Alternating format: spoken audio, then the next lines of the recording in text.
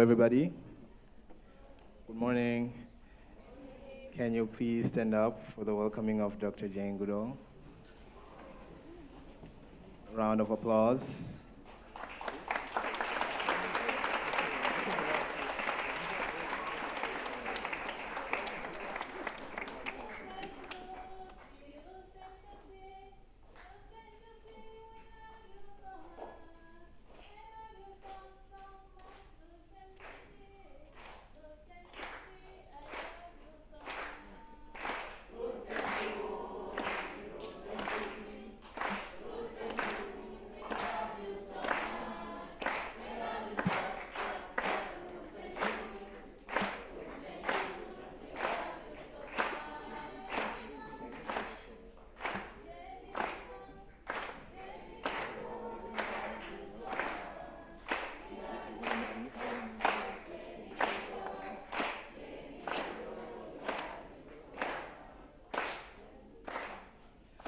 All right, everybody, thank you for the warm welcome. Round of applause to yourselves as well. To officially start our program, we invite everyone to rise for the national anthem, led by Mzambarauni and the IST choir. Thank you.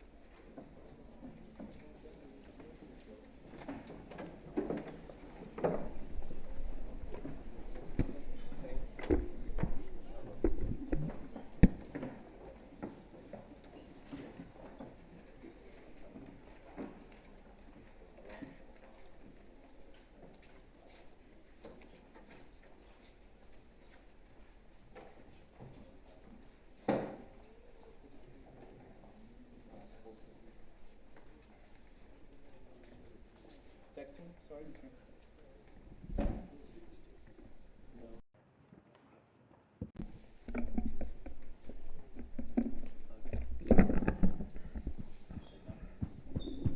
Hello?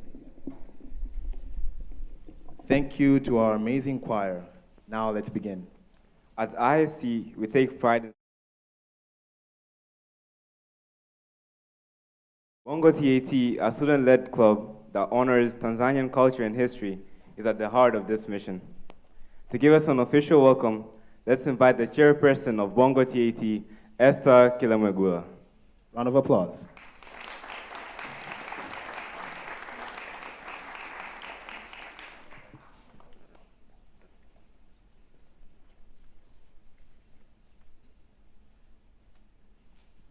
Thank you. Hi, everyone. In IST, and especially in Bongo TAT Club, we have our amazing slogan that when we say Bongo TAT, we say Tamadunika. And then when we say Tamadunika, you guys answer Bongo TAT, okay? So, Bongo TAT? Tamadunika. Tamadunika? Bongo TAT. Again, Bongo TAT? Tamadunika? Yes, Bongo TAT Tamadunika, where culture meets legacy. So, good morning, everyone. My name is Esther Hitlan Kilamwegula. I am the chairperson of Bongo TAT Club. It is my absolute pleasure to welcome you all to this exciting Bongo TAT Pioneers event, a vibrant and impactful gathering that celebrates and honors individuals that have shaped Tanzanian history, development, and the future through groundbreaking contribution in various fields. Beyond celebration, Tanzania's Pioneers event seeks to inspire the next generation by ensuring that the pioneer spirit continue to shape Tanzania's future. Our fellow students, teachers, and esteemed guests, thank you for being here today. As we come together to celebrate the innovation, leadership, and the power of taking action of people who have brought significant impact to our societies. This event is hosted by IST and is coordinated by Bongo TAT. Bongo TAT is a club that deals with honoring unique Tanzanian culture involving traditional dances, traditional food, our Kiswahili language, traditional fashion, and moreover recognizing pioneers of Tanzania in various sectors. My hope is that this special event of today will empower youth in Tanzania in various ways, engaging in conservation and environmental sustainability. Just like Jane Goodall, Bongo TAT believes in the power of young people to create the change in their communities in various aspects of life, such as environmental education, leadership development, wildlife conservation, and cultural recognition, ensuring that the next generation brings an impact to our planet.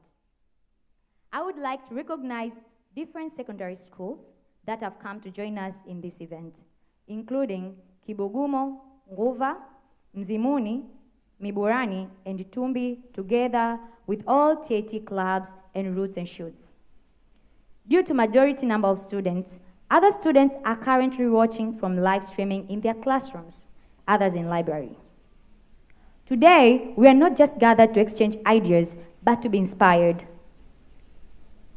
and to come to transform the world from the way we see. And speaking of pioneers, there is one extraordinary individual whose work continues to shape environmental conservation and our understanding of the natural world, our Dr. Jane Goodall.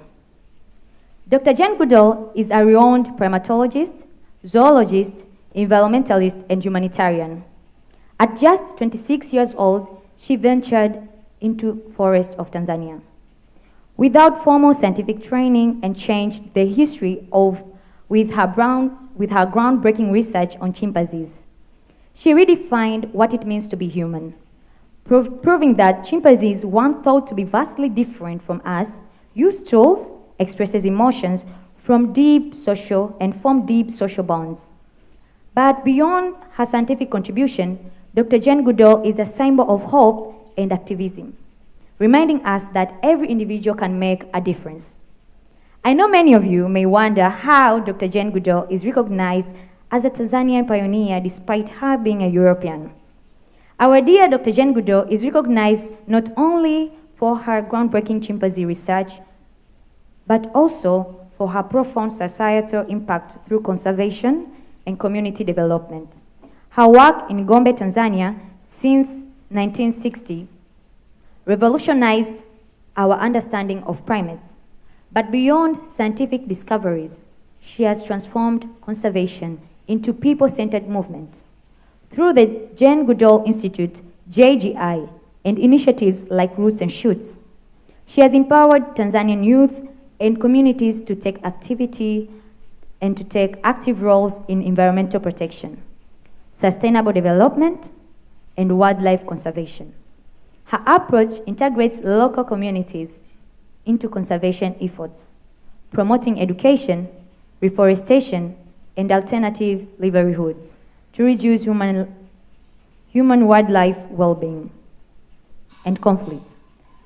By advocating for connection between environmental health and human well-being, Dr. Jane Goodall has inspired a generation in protecting natural resources while improving social and economic conditions, making her a true pioneer in shaping a more sustainable and inclusive future for Tanzania. But also, Dr. Jane Goodall is our first pioneer to visit at the International School of Tanganyika. Therefore, we are deeply honored to have her in the opening of our Pioneers event. Do you know that on Wednesday, 19th February is the 34th anniversary of Roots and Shoots? This came as a golden chance for Bongo TAT Pioneers event, as today we are honored to have Roots and Shoots National Coordinator. Hands for applause for Ms. Catherine Fidelis Amri.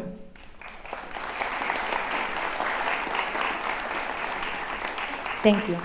Ms. Catherine has suggested that we should also celebrate the 34th anniversary of Roots and Shoots today as we gather to honor our pioneers. Therefore, it is my call to students, parents, teachers, and esteemed guests to join the celebration of this anniversary. As we begin today's event, I encourage all of you to embrace the spirit of pioneering, whether it's through science, activism, or simply challenging the way we think about the world. You are the next generation of change makers. Let's make this event a meaningful step towards a future filled with curiosity, courage, and action. Once again, welcome, and let's have an amazing event. Thank you.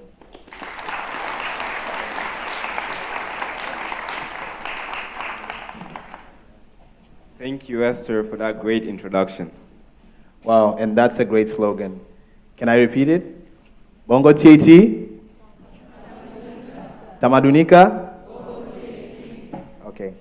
Now we invite Dr. Peterson to officially welcome Dr. Jane Goodall and our esteemed guests from local schools. Welcome, Dr. Peterson.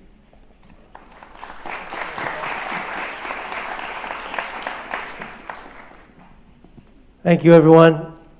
As he mentioned, my name is Blair Peterson. I'm the secondary principal here at the International School of Tanganyika. On behalf of the IST community, Karibuni Sana. We are pleased to host our guest of honor, Dr. Jane Goodall, and members of her team today. There are still a few students and teachers here who remember your last visit in January 2020, just before COVID. At that time, she warned us of the dangers of human exploitation of animals and the environment and how it has contributed to past pandemics. And 2 months later, we would learn what it really meant, the exploitation of animals and the pandemics that arrived. A little bit of Roots and Shoots trivia. IST students were part of a group of students that came up with the idea that led to Roots and Shoots group that started 34 years ago. Also, Dr. Jane, you'd be happy to know that we, as of last year, our extended studies program includes Gombe National Park and a trip to the Research Institute, and we'll be sending students again in May to experience that. With Dr. Jane, we have Ms. Catherine Fidelis Omri, the National Coordinator for Roots and Shoots. I also want to welcome the school groups that are here to perform and share their work afterwards, the work that they're doing to benefit the environment and improve the lives of people and animals. Finally, I want to thank the Bongo TAT members for organizing IST's first ever Our Pioneers event. These events are designed to challenge, inspire, and support the youth by connecting them with leaders in Tanzania who have significantly impacted society. I think we can all agree that Dr. Jane has been a long-time pioneer here in Tanzania and around the world.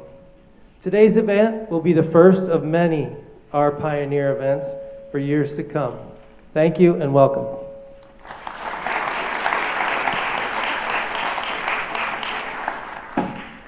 Wow. Thank you, Dr. Peterson, for that amazing speech. As mentioned earlier by Esther, today we're honored to also be celebrating the 34th anniversary of Roots and Shoots. So let us invite Catherine Fidelis Omri, the National Coordinator of Roots and Shoots, forward. You're welcome.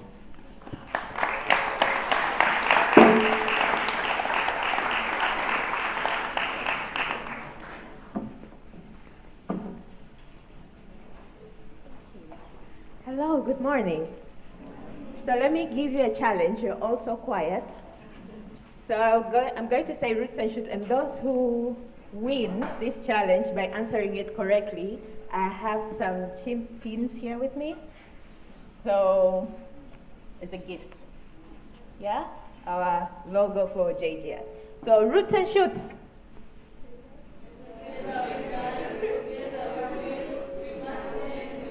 We have our first winner. Oh, sorry. So our greeting at JGI, we say, Roots and Shoots, together we can, together we will, we must change the world. So Roots and Shoots. Together we will, we must change the world. Roots and Shoots with more energy. Together we can, together we will, we must change the world. We must change the world because we don't have the option. This is the only home we have. And that's why we are here today. So thank you very much, IST, for welcoming us. And with me, I have two guests and our colleagues. I have Angel Lawick and we have Marilyn. These are grandchildren of Dr. Jane, but also we work together at Roots and Shoots and JGI Tanzania. My simple message today to all of you here, how many are not members of Roots and Shoots? Student of IST. And who is the chairperson of Roots and Shoots? IST. Esther. So now you need to recruit new members, because after this inspirational talk from Dr. Jane, I'm sure you don't have an excuse not to change the world. You have to join these forces because Dr. Jane didn't do it alone, and she cannot do it alone. As you can see, she's getting older, and we need more people to become pioneers.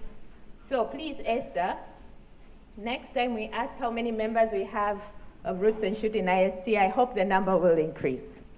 But again, the membership of Roots and Shoots is of the lifetime. We do not have a start and end age. I was a member of Roots and Shoots 14 years ago while I was in school at Kibasila Secondary School, and I volunteered for 5 years. I went and worked around the world, and then I came back and became an employee of Roots and Shoots. Now I'm the national coordinator. And so our membership, we say, is of a lifetime, and Roots and Shoots is a spirit. So you can make a difference at your home, but you can make a difference as a community. So we welcome you so much to join hands with Dr. Jane and every other Roots and Shoots member around the world. Thank you so much, and thank you again, IST, for hosting us today. Roots and Shoots.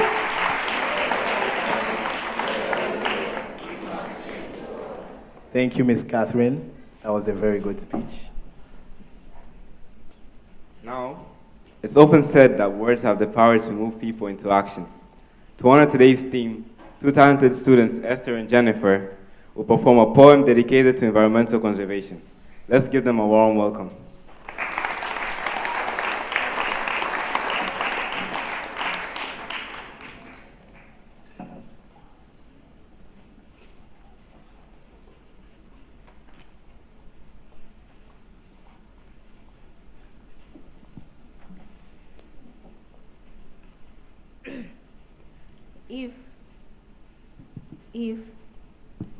If we're not single-minded about keeping our lives moving, and for once could do nothing, perhaps a huge silence might interrupt this sadness of never understanding ourselves and threatening ourselves with death.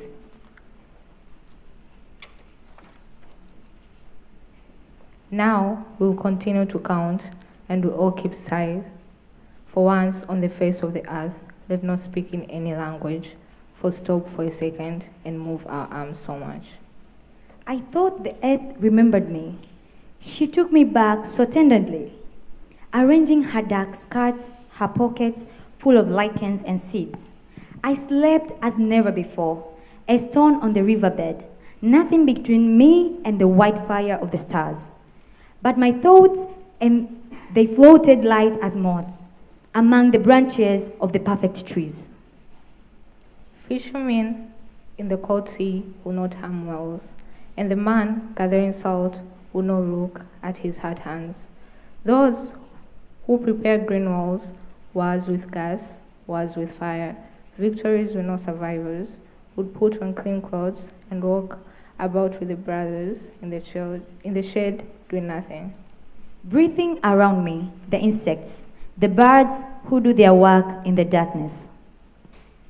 If we're not single-minded about keeping our lives moving, for once could do nothing, perhaps a huge silence might interrupt this sadness of never understanding ourselves, of threatening ourselves with death. All night I rose and fell, as if in water, grappling with a luminous doom. By morning I had vanished at least a dozen times into something better. I was angry with my friend. I told my anger. My anger did end. I was angry with my foe. I told it not. My anger did grow. And into garden stole, when the night had veiled the pole, in the morning glad I see my foe outstretched between the tree. Yet still, the unwrestling castles thresh in full-grown thickness every May. Last year is dead, they seem to say. Begin afresh, afresh, afresh. Thank you.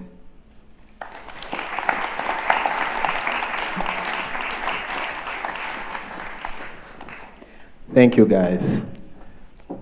That was a very inspiring poem.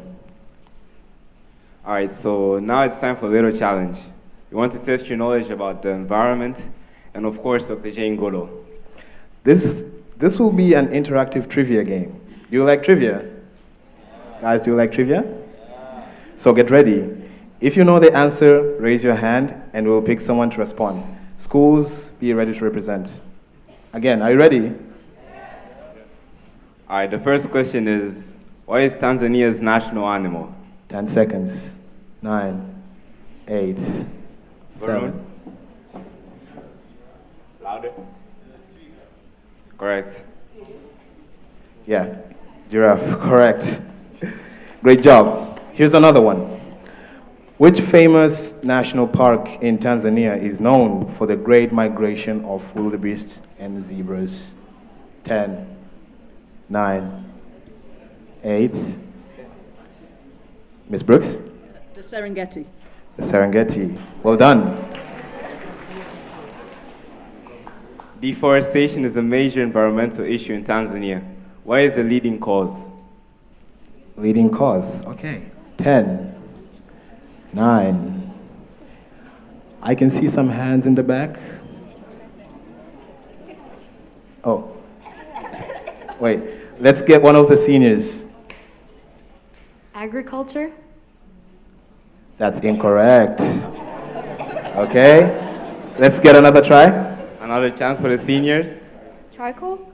Yes. Correct. All right. Next question. What is the main cause of global deforestation? The last one was in Tanzania. This is global deforestation. 10, 9.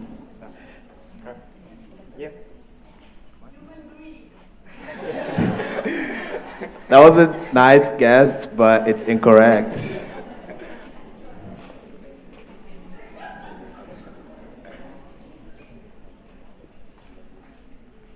Guys in the middle, do you want to try? In the middle? Anyone? 10 seconds? Yeah? Industrial agriculture? Somewhat, yes. It's not industrial, but it's agriculture in general. Well done.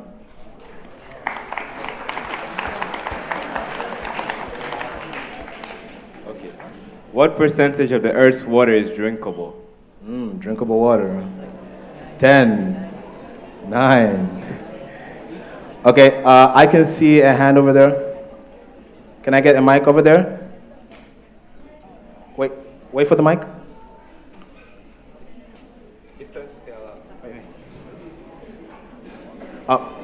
Here, over here, behind Matthew, over here.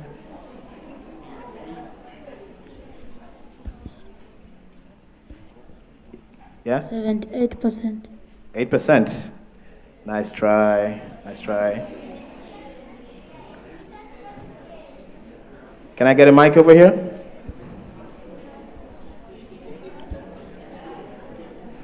Oh, at the back? 17. 17. Nice try. Here?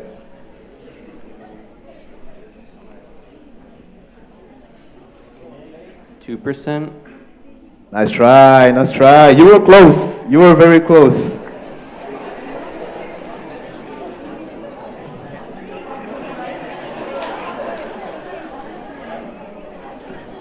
Okay. Let's get one of the seniors. 2%. He just said 2%. That's incorrect. Okay.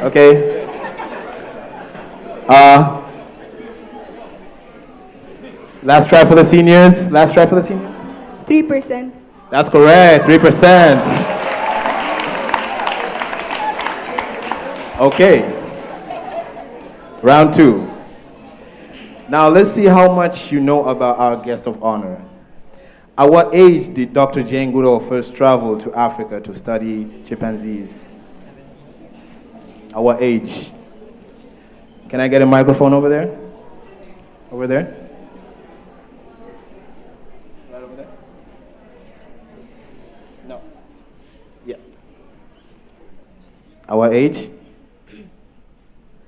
26. That's correct.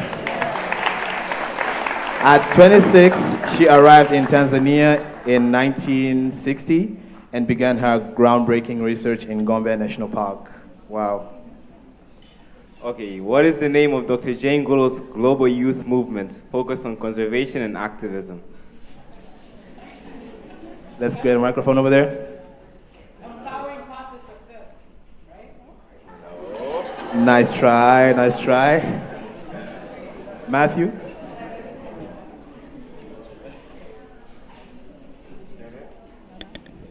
Roots and shoots. Roots and shoots, that's correct. Okay. Final question. This is interesting. What was the name of the first chimpanzee to trust Dr. Jane Goodall? What was the name of the first chimpanzee to trust Dr. Jane Goodall?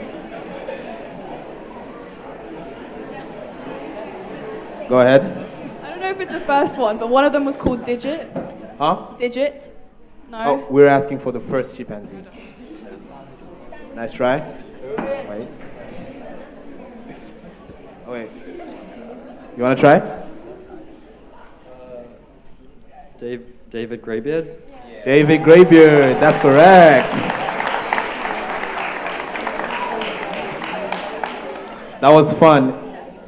Well done, everyone. Let's clap our hands for everybody that got the answer correct.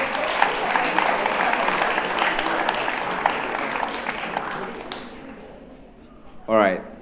Now that we're all warmed up, let's hear from the legend herself. It's our absolute honor to introduce the woman who has inspired millions, a UN messenger of peace, and a world-renowned conservationist, Dr. Jane Goodall.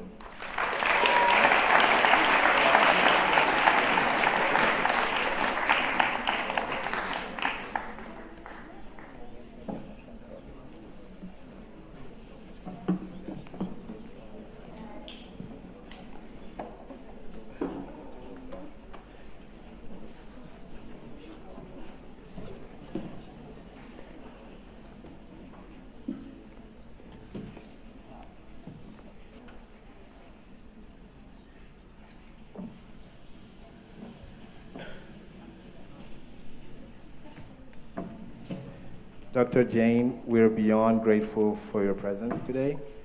The stage is yours. Put this here, so that I can see them as well. All right.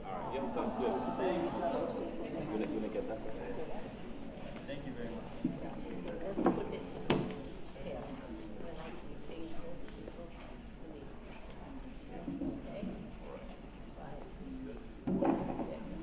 Right. So, look up on the stage. Yeah. Angel. Right.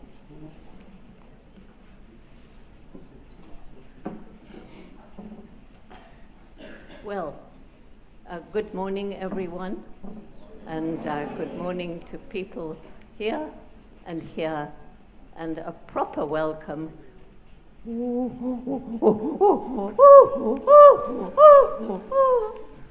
Me, Jane, in chimpanzee. So, I want to start, how did Jane get to be who she is today? And I want to go back to the importance of having a supportive mother. Because when I dreamed at 10 years old of going to Africa, living with wild animals, not chimpanzees, I didn't even think of them, any wild animal, so long as I could be out in the bush, in the forest or in the plains. And everybody laughed at me. We had very little money. World War II was raging. And they laughed at me and said, how will you get to Africa? You don't have money. Africa's far away. We didn't know much about it. It was a dangerous place full of fierce wild animals. And anyway, you're just a girl. Not my mother. She said, Jane, if you really want to do something like this, you're going to have to work really hard, take advantage of every opportunity, and if you don't give up, hopefully you find a way. Well, I couldn't afford university. All my friends went there. We didn't have enough money. I did a secretarial course. I got a job in London. And then came opportunity, a letter from a school friend whose parents had moved to Kenya, and she invited me for a holiday. I went home, worked as a waitress in a hotel around the corner until I saved up enough money to go to Kenya. There I met the famous Dr. Louis Leakey, an anthropologist, a paleontologist, someone who searches for the remains of early animals and humans from their fossils.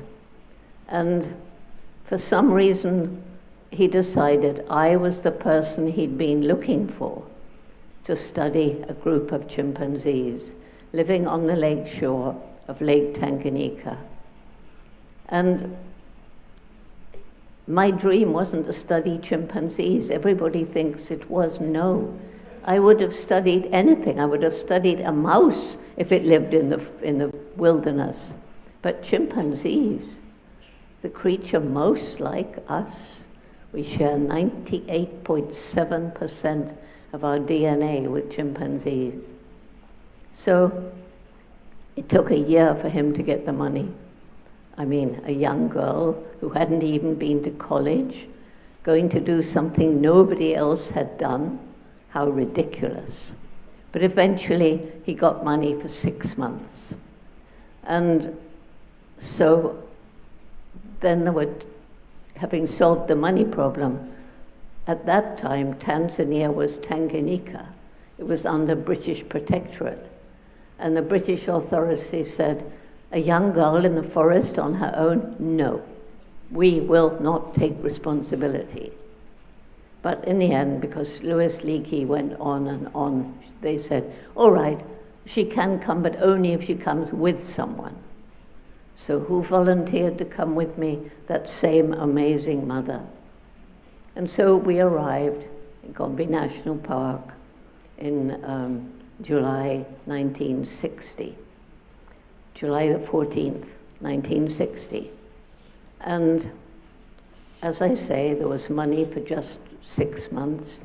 It was a very cheap expedition. We shared one ex-army tent. And I was out in the forest every morning. I left before it was properly light, and I got back when it was just beginning to get dark. My mother was left in the camp. She did 2 things for me. One, the fishermen who live along the shore of the lake, they had no proper medical facilities. And Mum had brought with her a whole lot of very simple medication. She wasn't a doctor or a nurse.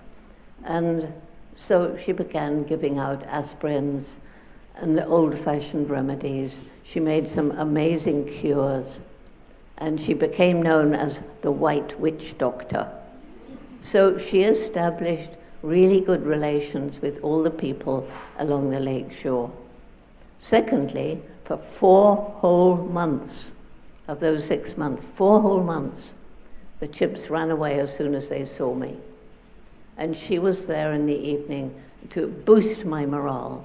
You're learning more than you think. You found that peak, and from there you can see how the chimps travel, sometimes alone, sometimes in small groups, mothers and their offspring, group of males hanging out. We now know that those males patrol the boundaries of a territory. They're very territorial. Of course, I didn't know that back then. I watched them making nests, bending over the branches of trees. And so Mum was really boosting my morale, and then came that breakthrough observation. As you just heard, the first chimpanzee to begin to lose his fear was David Greybeard. And one day I saw him crouched over a termite mound, mchwa, and I could see him breaking off stems of grass and pushing them down into the holes in the termite mound and picking off the termites with his lips. He was using a tool. He also picked leafy twigs, and to use them as tools, he had to carefully strip the side twigs and the leaves. He was using and making tools. If you see something like that in animals today, it's not at all surprising. But back then, Western science believed only humans use and make tools. And we were known as man the tool maker.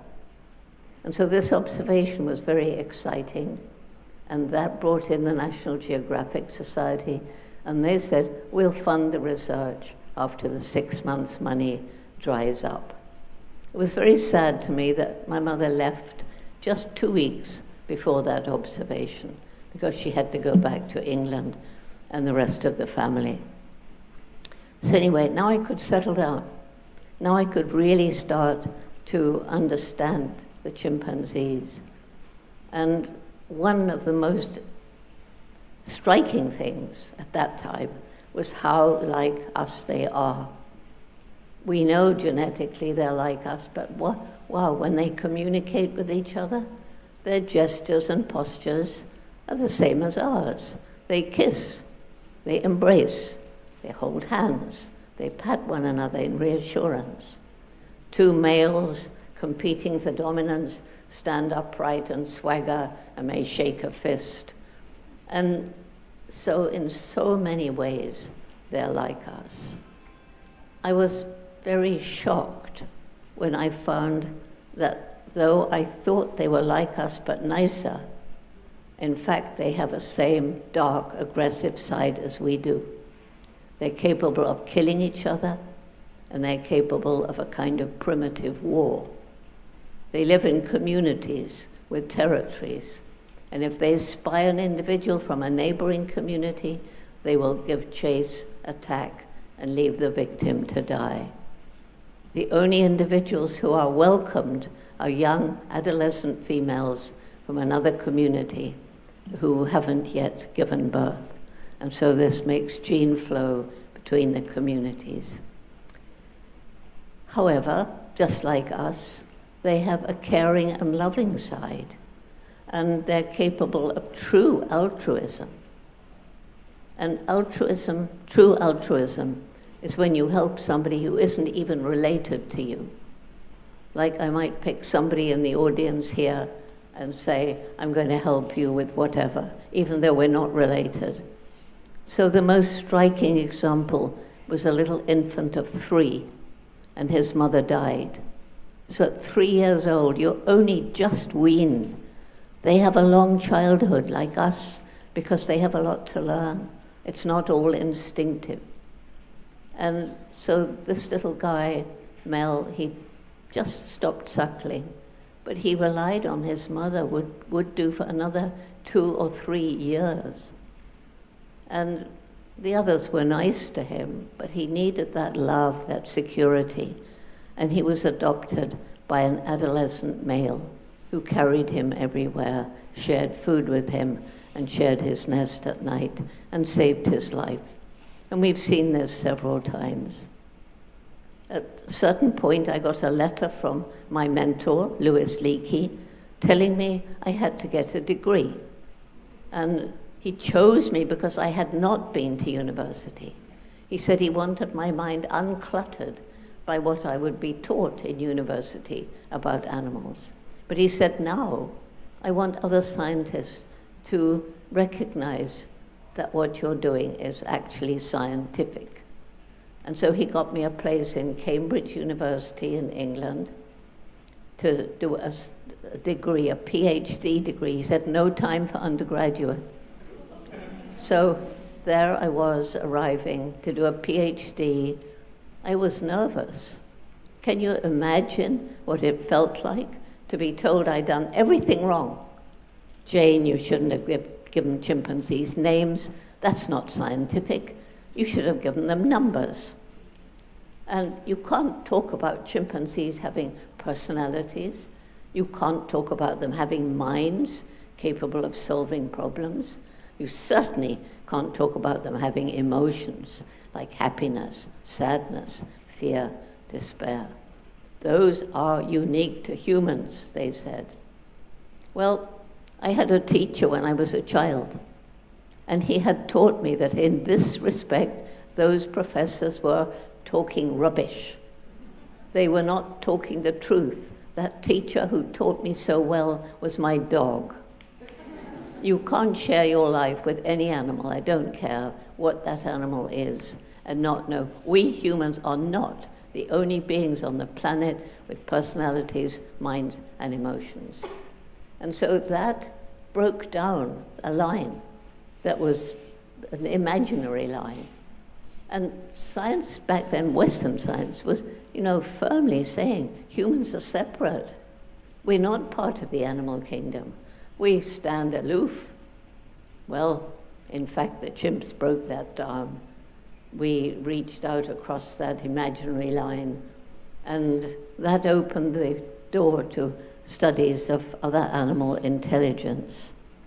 So I carry these around with me, and you can look this up if you don't believe me. You can Google all this. This is ratty. Rats don't have a good reputation, but the giant forest rats, they are the most amazing creatures. They are so intelligent. They have an amazing sense of smell. They can be taught to detect landmines buried under the ground after a civil war. They're being taught to climb up the crates to see whether animals are being illegally trafficked. They can detect the smell of ivory, of rhino horn, of pangolins, and so on. In fact, there's a little rat. They're trained in Morogoro, all of them, and they're working now in many parts of the world, but they're all trained in Morogoro. And there's a little rat that I met last time I was here, and she's being taught to detect wildlife illegally smuggled, and her name is Little Jane. So if you go to Morogoro, you can see Little Jane. So this is Piglet. Piglet represents the intelligence of pigs. And this is something you can Google and be amazed by. And that is a pig rescued from slaughter. And this pig was rescued by an artist who has a little sanctuary. And she noticed that this pig was always watching when she was painting. And so she put up an easel, and she put a paintbrush in the pig's mouth. Watch what happened. Google Picasso. Not Picasso the artist, Picasso. And you will see something that you will never forget. So people say to me, what a special, amazing pig. And I said, Picasso is just a pig given the opportunity to show what pigs can do. They're as intelligent as dogs. All these animals have feelings. Cow represents the billions of cattle who are crammed into tiny factory farms, treated horribly cruelly. And when you think that each cow is an individual, each cow has a personality, each cow can feel happy, sad, or fearful, then you begin to wonder, and you begin to realize that moving towards a vegetable diet, a plant-based diet, is not only helping animals, but it's helping the environment, because huge areas are destroyed to grow the grain, to feed the cattle and the pigs and so on. 80% of farmland worldwide, 80% is used for feeding animals. More food is produced to feed animals than starving people. And also these, particularly cows, they produce methane gas, food in, gas out. And that is a very bad greenhouse gas that goes up to join the carbon dioxide, the CO2. So after I got my degree, the best days of my life were in Gombe. I could spend hours out in the rainforest. I was learning about the interconnection of the plants and animals forming that forest ecosystem, each one with a role to play.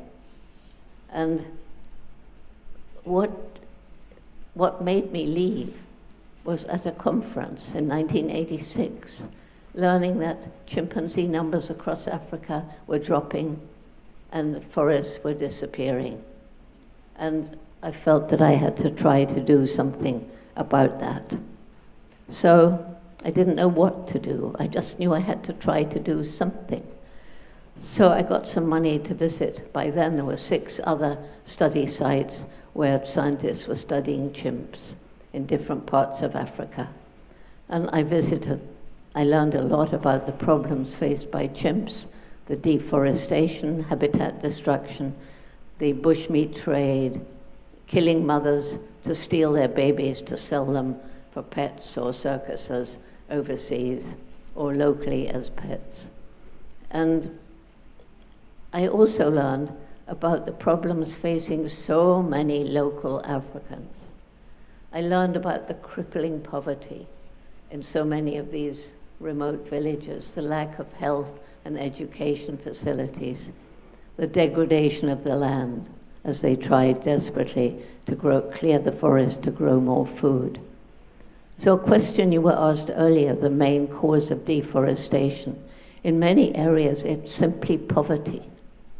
So anyway, it all came to a head for me when I flew over the tiny Gombe National Park. It's the smallest in Africa. When I began, it was part of this great forest that stretched across Africa. And by the late 1980s, it was a little island with forest, and all around the hills were bare. They were bare because people were struggling to survive. They didn't know how to survive except to cut down the forest for charcoal or timber or to clear land to grow more food. That's when the JGI program began. We call it Takari. It's our method of community-led conservation. It wasn't a group of arrogant white people going into a poor African village and saying, "Oh, we know you're struggling. This is what we'll do for you." No, it was a group of local Tanzanians, 7 of them. And they went into the 12 villages around Gombe and asked the people, "What can we do to help you?" And we began there. There's no time to discuss this, but it was the first true community-led conservation program. It spread from the 12 villages to the 104 throughout Chimp Range in Tanzania, and it's now in 6 other African countries where we study chimpanzees. And the people have now learned that protecting the environment isn't just for wildlife, it's also for our own future. So they become our active partners in conservation. And all this was costing a lot of money.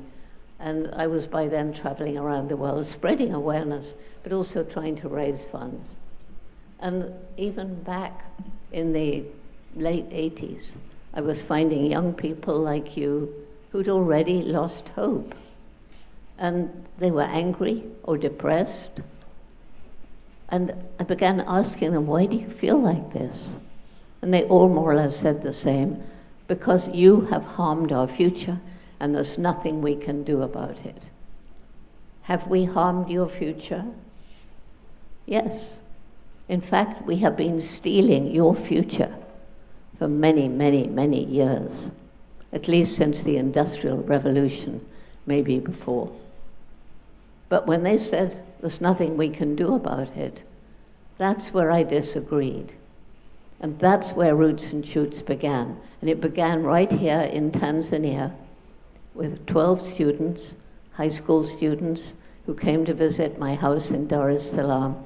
And they were concerned about why wasn't the government doing something about poaching in the national parks? Back then it was corruption. And why isn't the government doing anything about illegal dynamite fishing? And why aren't people helping the street children with no homes? And why are people allowed to throw stones at stray dogs? I told them to gather their friends. We had a meeting of 30 high school students from 8 high schools, and Roots and Shoots was born with the main message: every single one of us makes an impact on the planet every single day, and we get to choose what sort of difference we make. Secondly, because you learn that everything is interrelated in some way or another, we decided each group would choose, we wouldn't tell them what to do. They would choose projects, one to make the world better for people, one for animals, one for the environment that we all share. So Roots and Shoots, from that little beginning, is now in 75 countries around the world. And we have members from kindergarten, even a few little Wrigley school preschoolers, but kindergarten, all the way through university. Many, many university students are leaders in Roots and Shoots. So you can be proud that this movement, which is now everywhere, with hundreds of thousands of young people today, and all those who've been through the program in the past, and it began right here in Tanzania. And the other thing that began in Tanzania is a new understanding of animals, that they're not just objects, they're thinking, feeling beings. They feel pain, they feel fear. And that also began right here in Tanzania because of the chimpanzees. So basically, I want to end with the number of people who say to me, "Jane, do you really have hope for the future after all the devastation you've seen?" Thinking about the wars going on today, Gaza, Ukraine, Sudan, and the smaller conflicts around the world, the suffering, the human suffering, the destruction of the environment. Do you really have hope? And my main reason for hope is you young people. And I always say especially Roots and Shoots, because they are actively working for the future, actively working to make this a better world. And in the few years I have left of my life, I don't know how many there will be, but I want to grow Roots and Shoots around the world. So please help me. Please help me grow Roots and Shoots, because I now know that young people who've been through that program, they end up with many of them end up with in decision-making positions, and they maintain the values of respect and compassion that you learn in Roots and Shoots, which is like a big family around the world. So my greatest reason for hope. Secondly, the resilience of nature. Because of the Takari program, because people began to understand more about the environment. If you fly over Gombe today, you won't see the bare hills all around. Just a few, but basically the trees and the animals are beginning to come back too. And animals on the brink of extinction can be given another chance. And thirdly, this intellect of ours. This is what makes us more different than anything else from chimpanzees and other animals. Yes, they're way more intelligent than we used to think, way more intelligent. You look it up, you Google it, you find them doing amazing things, not just apes and elephants and whales, but try and look at the film My Octopus Teacher. The octopus is amazingly intelligent. And they've now found that many insects are intelligent with their tiny little brains. So, but only we have designed a rocket that goes up to take photos of Mars. Only we have designed the internet. And why is our brain so developed? I suspect at least something to do with it was at some point in our evolution, we developed words. We communicated with words. So a chimp could be here and could show greeting behavior. A chimpanzee could greet my friend here and go up and hug him. So, but a chimpanzee couldn't talk to you about what chimpanzees do. That's words. And we can bring people together like Roots and Shoots to discuss problems and seek solutions. And so those are my main reasons for hope, along with the indomitable human spirit. He represents the indomitable human spirit. He was given to me by a man who went blind at 21, decided to be a magician, and his name is Gary Horn. Everybody said, but Gary, you can't be a magician if you're blind. Well, if he was standing here, you guys would probably know how he did it. You guys wouldn't. He's amazing. He sets out his props beforehand, and he talks to children. And at the end, he will say, something may go wrong in your life, because we never know. But if it does, don't give up. There's always a way forward. And he does skydiving and cross-country skiing, and he's dived with great white sharks in a cage. And he taught himself to paint, which I think is the most amazing of all. He's got a little book called Blind Artist, and it's quite amazing. So those are my reasons for hope, and that's my story. Please join Roots and Shoots. Please help me to realize one of my dreams, which is to spread love and compassion around the world, to take the place of hate, anger, and aggression. Thank you.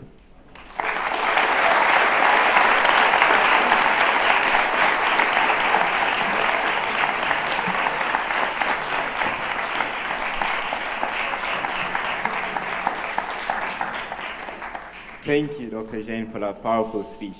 Are we all going to join Roots and Shoots? Are we going to change the world?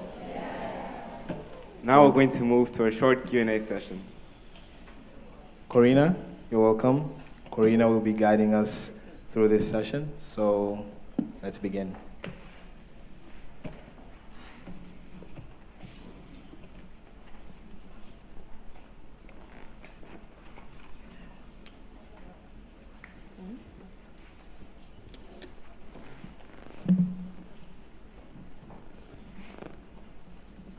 loved your story, and I feel very inspired. I feel like I'll join Hoops and Shoots.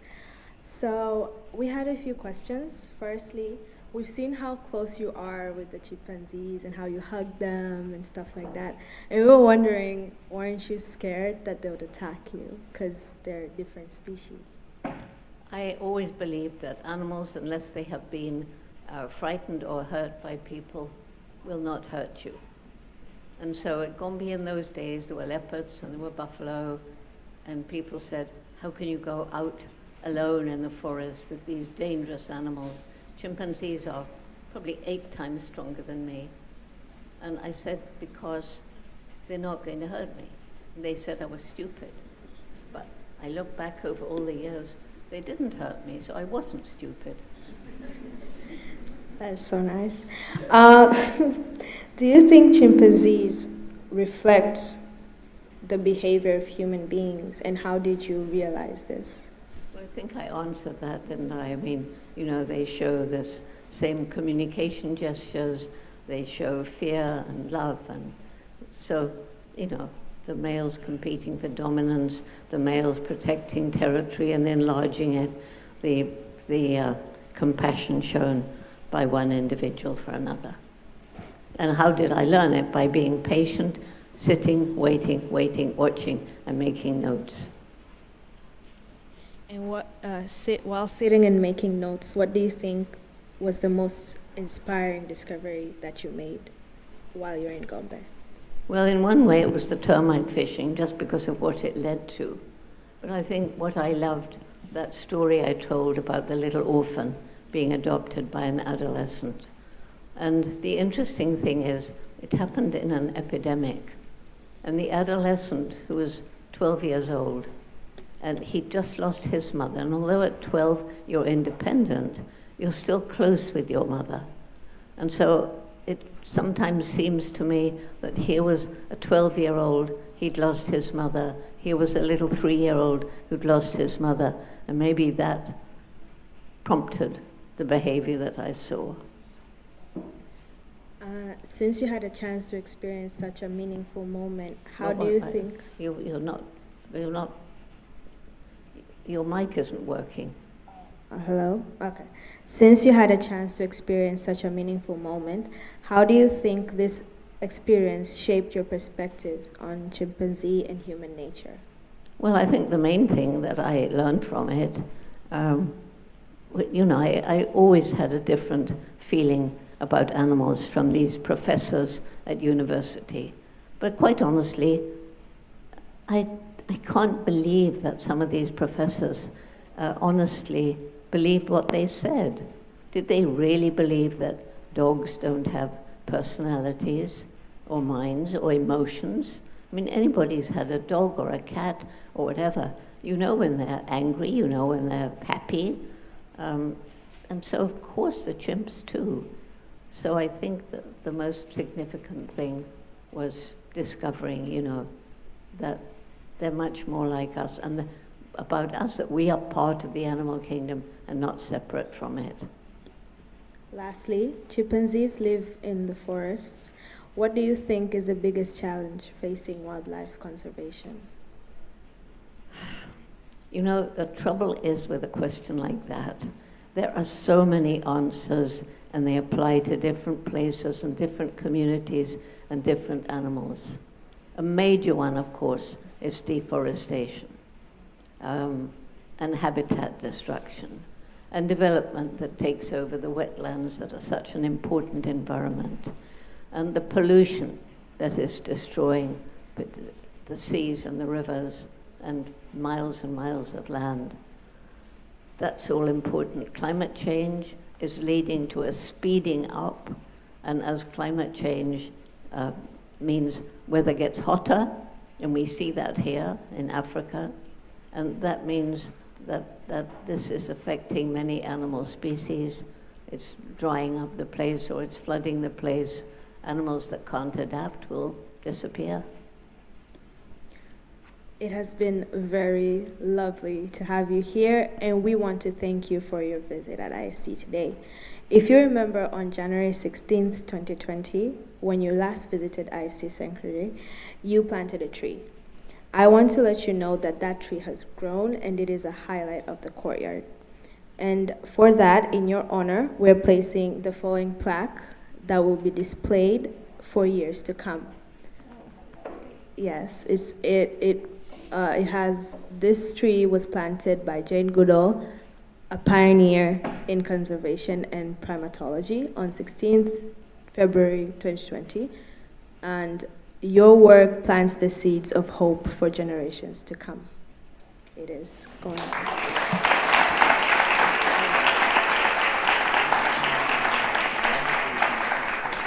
And I think we should end up with 1, 2, 3, together we can, together we will, we must change the world, don't you think? Yeah. Okay. Yeah.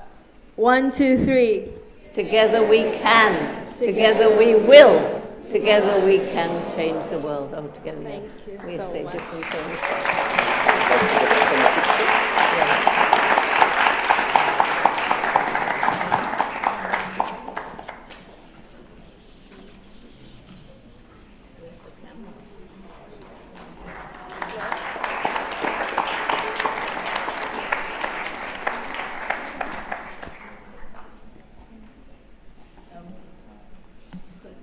Camera?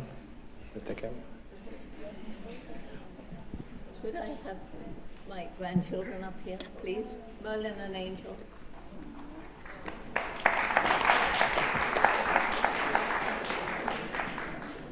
They're both working for JGI, both working on environmental issues. Angel's in Arusha, helping young Tanzanians to understand how animals are individuals like us. And Merlin is, well, he's doing so many different things, but very majorly helping to develop Pugu as a nature reserve where city children can go and see the forest world.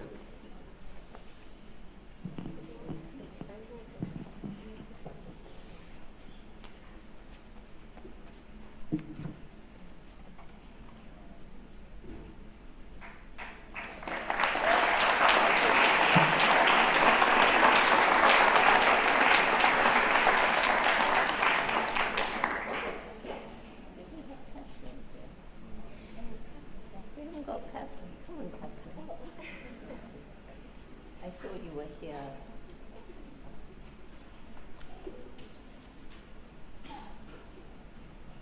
We need one more picture, please, with Catherine, our Dar es Salaam Roots and Shoots leader.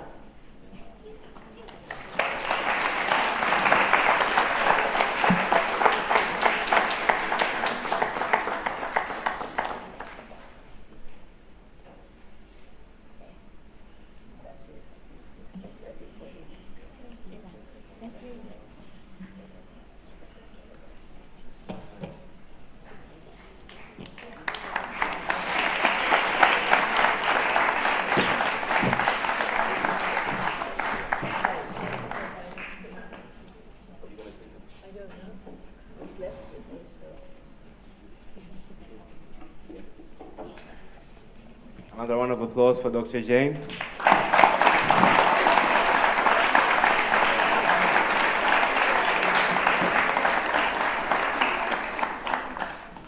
Before we conclude, we want to highlight the exciting environmental stations that are set up in the courtyard.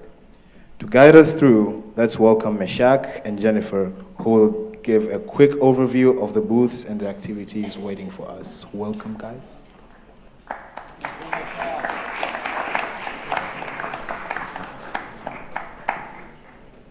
Hello, everyone. As we wrap up our event at the PAC, we'd like to invite everyone to the courtyard to explore the amazing showcases put together by various groups dedicated to environmental conservation. These include on-campus activities such as SOS, Roots and Shoots, Trees and Bees, Eco-Vengers, Kujifunza, and Kusoma TT, along with external organizations like Gamboni, Tumbi, Umoja, Nguva, and others.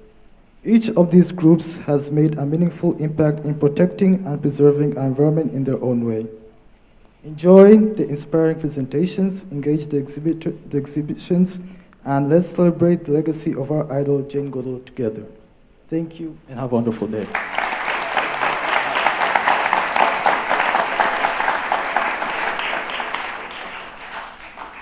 We are now reaching the end of our program. To close, let's welcome the chairperson of Bongo TAT, Esther Kilamagula.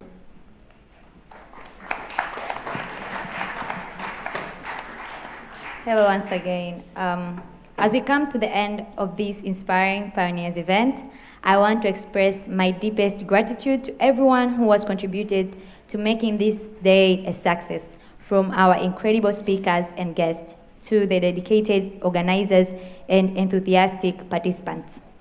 Your presence and engagement have truly embodied the pioneering spirit we celebrate today. My sincere gratitude to Ms. Varba, Dr. Peterson, Ms. Hen, Ms. Darford, Ms. White Hammond, and our tech team, and lastly, our facility team, but my special gratitude to our translator, Mr. Yusuf.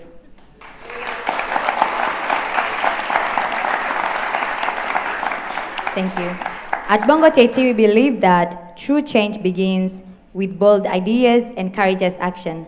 Today's event has not only honored the trailblazers who has shaped our path, but also reminded us of our shared responsibility to continue their legacy. As we step forward, let us carry the inspiration from today into our communities, driving innovation, sustainability, and positive impact. Thank you all for being part of this journey. Let us keep the pioneering for the future. Safe travels and see you next time. Thank you.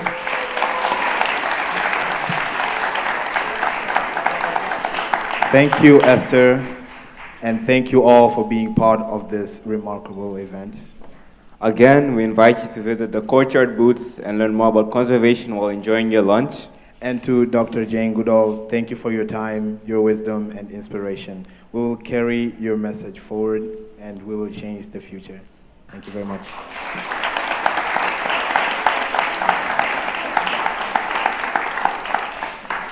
We will now proceed with the dismissal in orderly manner. Enjoy the rest of your day.